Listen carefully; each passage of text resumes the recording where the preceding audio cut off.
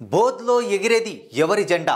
బోధ్ నియోజకవర్గంలో టీఆర్ఎస్ అంతర్గత విభేదాలకు కేంద్రంగా మారింది. ఇక్కడ నుంచి బీఆర్ఎస్ సిట్టింగ్ అభ్యర్థికి టికెట్ నిరాకరించింది. 2014, 2018 ఎన్నికల్లో గెలిచిన రాథోడ్ బాబురావును కాదని పార్టీ అనిల్ జాదవ్కు టికెట్ కేటాయించింది. గతంలో కాంగ్రెస్ తరపున ఎన్నికల్లో కొట్లాడి ఓడిన అనిల్ జాదవ్ ఈసారి బోధ్ నియోజకవర్గం నుంచి గులాబీ పార్టీ నేతగా బరిలో దిగుతున్నారు. ఇక్కడ నుంచి ఆదిలాబాద్ ఎంపీ సోయం బాపురావు రంగంలోకి దిగారు.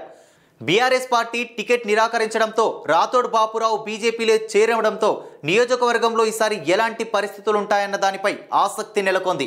బోధ్ నియోజకవర్గంలో బీఆర్ఎస్ నుంచి అనిల్ జాదవ్, కాంగ్రెస్ నుంచి ఆడె గజేందర్, బీజేపీ నుంచి ఆదిలాబాద్ ఎంపీ సోయం బాపురావు పోటీ చేస్తున్నారు.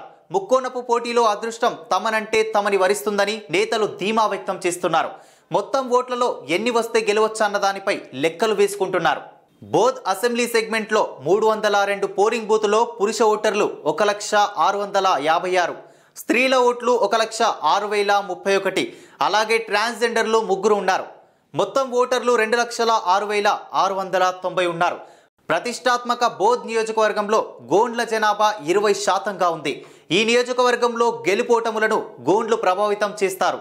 ఈ నియోజకవర్గంలో మున్నూరు కాపులు 11% పైగా ఉన్నారు.